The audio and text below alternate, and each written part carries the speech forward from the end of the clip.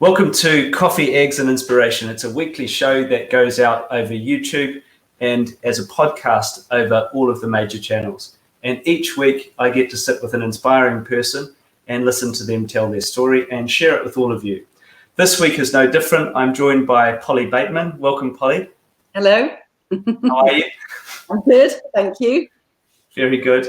Polly is a mindset and performance coach as well as an author, as the fancy ticker says at the bottom of the screen there, and has had a really interesting set of experience, sort of starting in management training with Marks and Spencer, ran several of her own businesses, ended up in the Defence Medical Welfare Service in a counselling role, and that really has led into the mindset and performance coaching business that she has today. And also somewhere along the way found time to write a book called The Grumpet, which we'll talk about. Fantastic name, by the way. I love that name. Polly, let's start by talking a little bit about your background, your upbringing, and the experiences that kind of fueled what you do now. Okay. So I was quite a sensitive child growing up, and I definitely know that I had a real sense that I wanted more out of life, but lots of frustrations and sensitivities. And, you know, something I've discovered with all the training that I've done as an adult is we write stories when we're children, and we write stories in our head to deal with what we're dealing with. We think we know what's going on, or we make the best of the facts that we have to decide what's going on. And I didn't know my father at all growing up. And so as a result, I wrote a story that I wasn't very nice and I was a little bit unlovable. Otherwise, he would have been around. In fact, I was a lot unlovable. Otherwise, he would have been around. And I remember when my mother got with my stepfather and along came my stinky brothers. And I used to wish that I wasn't with that family. They were absolute horrors. They used to think nothing of terrorizing my toys and things like that. So I remember them giving my Cindy doll a crew cut and putting worms in my bed. They were really mean. They'll be really proud if they heard this. Deeply horrific. Yeah.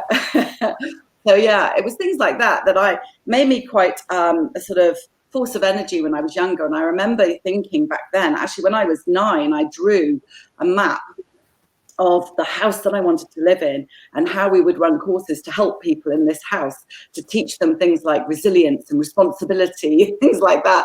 And I wanted to rescue animals because I loved everything fluffy and everything that was, you know, basically on 2 or 4 legs. I loved like chickens and stuff that we had around.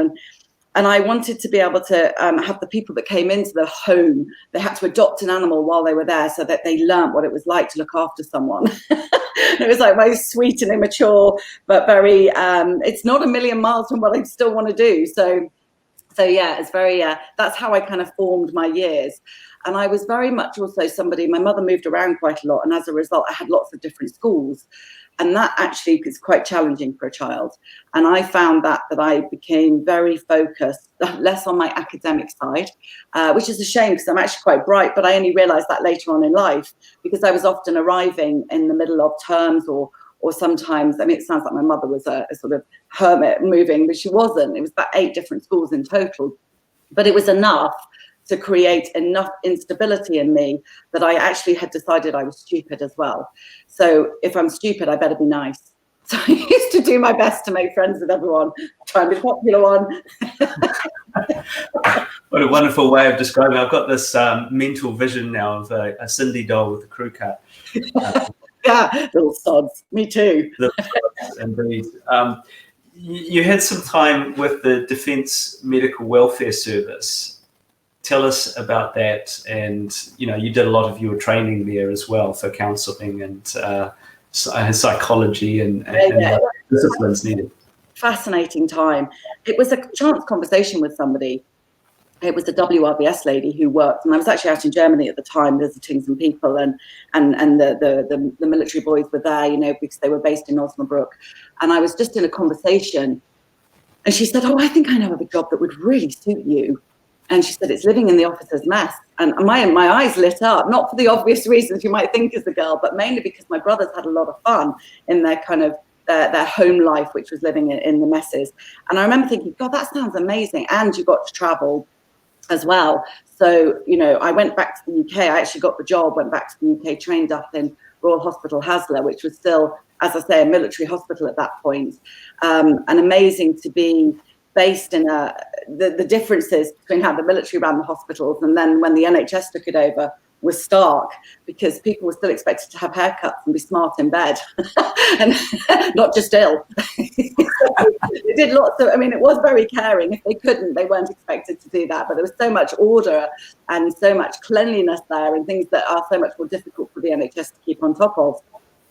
So I did a lot of training there, and we had to train up in counselling skills, pastoral care, palliative care, and we were constantly sent away on different courses to keep us. They didn't just let us loose on, you know, anyone who's sick and in bed, go and sort them out. They showed us how we could do it responsibly. And as I was doing my training, I've never forgotten somebody telling me that it's often the expert in the moment with a high trauma victim that can say something dumb or crass that's intended well, but that can land so badly, like, oh, there's people worse off than you. And at the moment someone's whole world has just fallen apart, that's not a cool thing to say. And I remember feeling that I needed to be super responsible in how we took people on and how we looked after them. And after about a year, I was sent out to Germany, and I covered 23 hospitals between Hamburg and Hanover, because the Germans are amazing. They've got a different discipline for each thing. So they have like a hand and foot hospital, then they'll have a kidney hospital. They've got a children's one. So you get a car crash with 4 soldiers in it.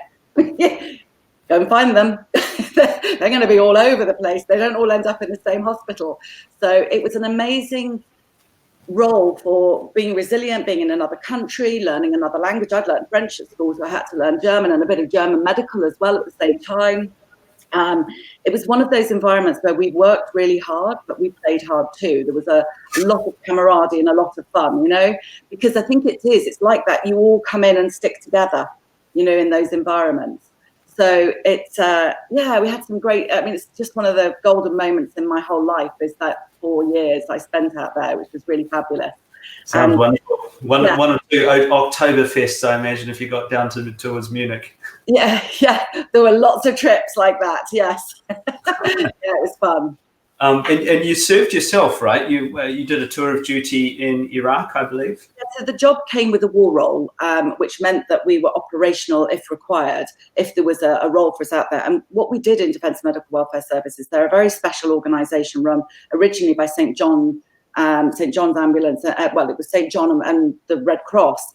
And the way that they came together, it was actually after the war effort. There'd been lots of lovely ladies who'd flurried along to the bedsides of broken soldiers and had written letters for them, read letters to them, helped them do a bit of some sort of craft and arts and things to keep them going. And then as the war finished, the Treasury had no money whatsoever. So St. John and Red Cross took over the funding, and then gradually that changed. But as it changed and the government became, the company was able to do the funding itself, our training became more pertinent. You know, we couldn't just be nice ladies who went and sat. And then actually guys did the job as well. So we had to do on-the-job training, had to do modules from the university to keep our training up the front. And that would sit around sort of social care and social health care and stuff like that. It was fascinating to learn some of the stuff that we learned while we were doing it. It sounds like it. One of my past guests on the show is Brian Wood, or Woody, who served in Iraq and had some horrific experiences. And, you know, he tells his life story essentially in a book that's now been made into a movie. But he talked very vividly about the length of time it took him to really get help and the right sort of help as a result of the experiences. So it's such an important skill to have. And as you say, if you say the wrong thing, it's not good. Yeah, I mean, the tour in Iraq was one of the most amazing experiences of my life. Yeah. And I equally, you know, spent a lot of time there for professionally working with people who were coming into hospital sometimes for an elective operation or some symptoms that weren't so bad. But while they were there, you very quickly got to pick up that there was something else running underneath, you know, because when a mind is upset, everything else gets upset too. And we dealt with some really punchy cases. And it made me probably very well trained then, because I swore I wouldn't marry a military guy, but I didn't get out enough, and I did. And I always joke, like, don't marry for love, it stinks, it's really hard work. But I married my husband. I met him sort of towards the end of my time out there. And it's very obvious we were meant to be together from pretty much the first moment we met. And actually we met through a hospital case. I was dealing with a brother officer of his, and people had, the couple at the time had said, have you met the welfare officer? Because she's right up your street. And then when I met Tom, my husband, he kept grinning at me. And I remember thinking, I don't know what that's about, but I'm going to wipe that smile off your face if you're not careful. I couldn't quite work out what was going on, but he was smiling because he was thinking about what they'd said. But anyway, there was this whole role then as his wife that felt very natural, because when Tom has been in different command positions, you know, I've had a different insight than perhaps some of the other wives because of the job I did before.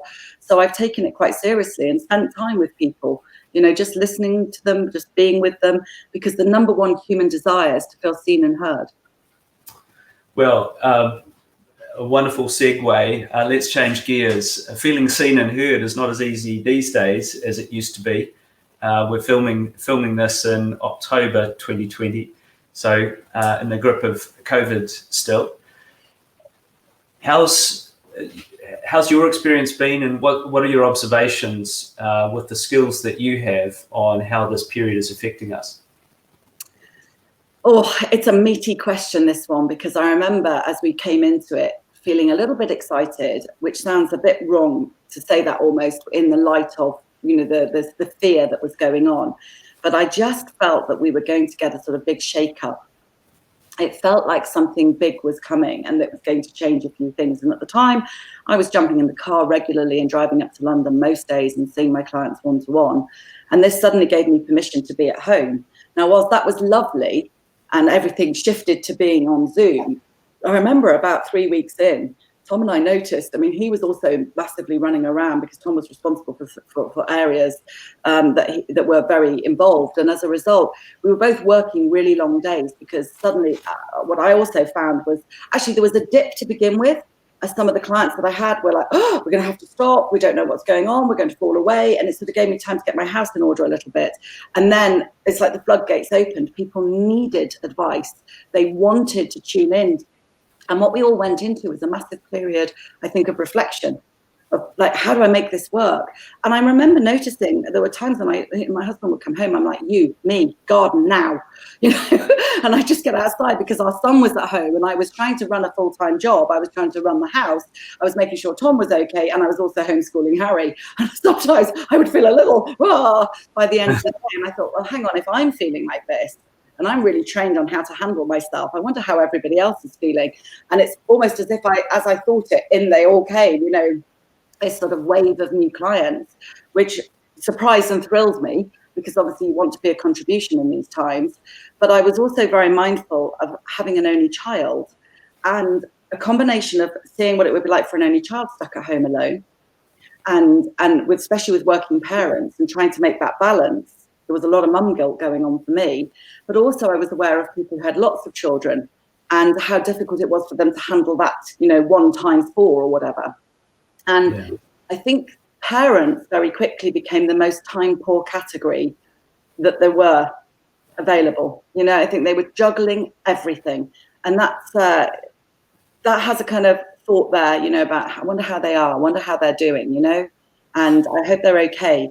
So that's something I used to check in with the people that I had that were parents. And, you know, lots of funny stories. One guy telling me about the dog that barked on his feet while he was having a meeting. And the Zoom stories and the Google Meet stories are amazing. I'm a parent myself. I've got 2 teenagers, but I think it's probably more difficult if you've got younger kids. And your observations of this led you into writing a book called The Grumpet. I'm going to put it on the screen here. Look at this, wonders of modern technology. Tell us about the book. So the book was something, it was an idea I had when Harry was a little boy, because one of the things that I had decided I had very little confidence growing up. I think I probably looked like I did have confidence, but in reality, I felt like caramel inside and I just didn't feel strong about things. The book came around because I really wanted Harry to have confidence and freedom. And when he was 4, I noticed he was quite a cautious little chappy, and he would worry about things. He was just, if the slide was too high, or if the roundabout went too fast. Or we went to I remember going to a rugby day, and he played rugby, and at the end they were doing a little obstacle course. And I remember it being stretched out quite far around the field. It would take probably an adult a good 15, 20 minutes to get round. And to this little boy, it was too big. It was too much. And I remember him saying, oh, I don't want to do it, and being all worried. And we sat down and we started talking about the 0 to hero feeling. And it sort of tumbled out of that. It was a combination of things that had been going on, where I was like, I need him to have a way to be able to talk about his feelings, where children really struggle to talk about themselves. And then the Grumpet came along, sort of just popped out one day, and he had and I always make children laugh now because they had the best ears, eyes, and nose. They're like, no! But he had the best ears, eyes, and nose, and he spends his whole day looking and listening out for how you're getting on. Anything new, different, smelly, that's unusual. And he goes from being all soft and fluffy to being all spiky, and he runs around inside of you and gives you those funny feelings. So you have to use your ears, eyes, and nose to see if it's really scary or just seems scary. And it created the break, the slowdown. And actually, at the time, all my girlfriends were like, oh, this is brilliant. You should do something with this. And I was like, they would say that. They're my friends, And it was for a long time I didn't do anything about it. But actually, it was later on in my training when somebody challenged me to do a community project. And I remember thinking that I would do one based around the military. And then thinking, do you know what? I think I've had just about enough of doing stuff around the military. I'd like to do something a bit different. And the idea to explore whether the Grumpet was a thing or not came up. And the leader challenged me to go into schools. And I remember getting some primary school teachers and sitting around the table and talking to them. And when I finished explaining it, there was just silence. And all I could think was, oh, they think I'm a knob. They don't know how to tell me. There's this little girl, she's made something up. So I remember thinking that, but sitting there, trying to keep my face like, it's okay, you can tell me whatever you need to say. And actually one of them then said, this is brilliant. We've got nothing like this in the education system at the moment. She was saying that everything that existed already had a personality that you had to relate to. And the thing about the Grumpet is he's you and your reactions. Yeah. So your Grumpet is the one that reacts just before you, essentially, and you're feeling him. And one of the reasons that it's actually better than I realized at the time is something I learned as I continued my training. How you are being is never who you are. But try telling that to a child, because they collapse how they're being, chatterbox, naughty, stop misbehaving, or whatever it is they're doing. They collapse that with who they think they are. And they often identify that way. But here we get a way to separate, because it's their Grumpet. What's your Grumpet doing today? Do you want to have a chat with your Grumpet and see why he's feeling so spiky right now? And then they'll actually find it also gave them a way to suddenly talk about it. And when we did a whole plethora of workshops in schools, a great friend of mine, Vicky, and I traveled around doing all these workshops together. She'd hold up the storyboards that I found a lovely student illustrator who did some rough illustrations of the Grumpet for me. And Vicky would hold up the boards and I would read the story. And then a really great friend made a puppet version of it as well. And actually, he's here. We have to be really careful bringing him out because children go absolutely nuts when he comes out. But he comes out and they all want to meet him, and basically they go mad, touching him, groping him, licking him, all sorts of things. But we sit them down and then we ask them if they'd like to ask the Grumpet a question, because this is my Grumpet. He matches my hair like in the book. So my friend running around getting different bits of fluff to match up to me. And basically when they ask a question about something they're scared about, he talks to me. I'm like, really? Okay, you want me to say that? And then I'll talk to them, and they're like rapt. They love it. Oh, brilliant. So it's they kind of really identify. And then we hand out a sort of colouring in book, colouring in page, so to speak, where they then colour in their Grumpet. And the feedback we got, particularly from, I had a friend who was a specialist needs educator or specialist education, I can't remember what the titles are, but she said, this is gold.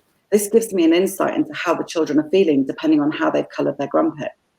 And suddenly we realized we were onto something way bigger, way cleverer than I'd ever thought. I can't claim that. That was just, you know, divinity there, right there, you know, golden moment. So as I think about it, I meditate each day, and one of the principles of meditation is sort of this out of body experience where mindfulness is about observing your feelings as opposed to becoming them or living them. And what you're describing essentially is the theory of meditation in many ways. What a wonderful story, and a useful resource at a good time, you know. And congratulations on the book. I'm going to leave you with the final word. If you're watching this, you may be coming out of school or university, or perhaps in a pivot in your career, whether voluntary or otherwise. What advice would you have? Oh, I think it goes back to what I just said. Just remember how you're feeling, and how you're being is never who you are. People collapse it with their own personal value, particularly older people. And it kind of got coded in when we were a bit younger. It's something I'm really passionate about trying to now add into the curriculum in our education, to really learn that the two are not connected. You have an innate value. You have some magic here to give the world. But if you are feeling not great, don't put the two together and think they come together. You know, there was a great analogy that I heard once from somebody, and he talked about, if your bucket of water is all muddy right now, what would you do to it to see what was in there, to see clearly? And people came out with, he was explaining how people came out with all these crazy analogies like boil it, sieve it, tip it out, put your hand in and grope around, you know. And it's like, yeah, that's what we do, isn't it, to our emotions? We try to fix it. But actually, if you're feeling all murky and muddy, all you have to do is leave it alone. Do nothing and let it settle. Because when everything settles, you can see clearly. Then you can look in the bucket and see. And it's the same. I know that there's another analogy out there of letting the glitter settle. Let the glitter settle in the glitter ball, and then you can see clearly. That's my advice. Don't do anything. What a wonderful metaphor. I love that. When it all settles, you can see clearly. Thank you so much for joining me today, Polly Bateman. You're an inspiration. Thank you.